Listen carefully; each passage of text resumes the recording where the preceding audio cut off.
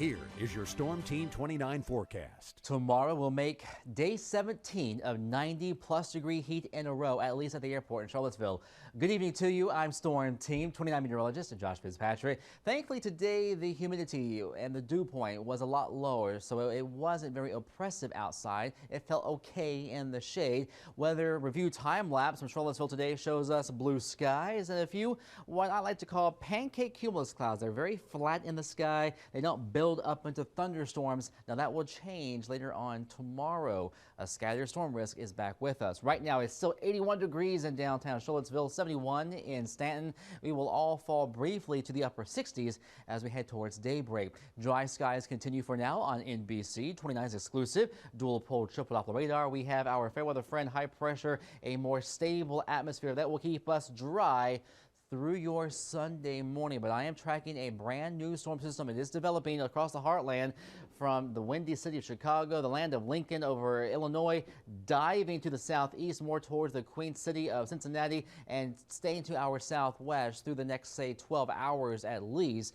But a piece of this will head our way later tomorrow. That's the next big thing I'm watching from the Weather Center. So let's track it and look at things as we go into your Sunday. So we know the weather is fine tonight through midday on Sunday. Stop the clock here as we go into tomorrow afternoon, 1, 2 p.m.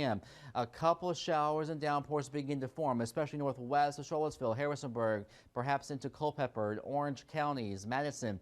And then by, say, 3, 4, 5, 6 o'clock, anytime, any place could have a shower, downpour, and thunderstorm. And one or two of these storms could pack a punch with some localized damaging wind gusts. They will tend to fade away after sunset, after midnight. 8 o'clock on Monday morning, the weather is fine, no weather issues. And then as we go into Monday evening, maybe a stray shower chance, but most of Monday will be on the rain-free side and expect a big-time warm-up.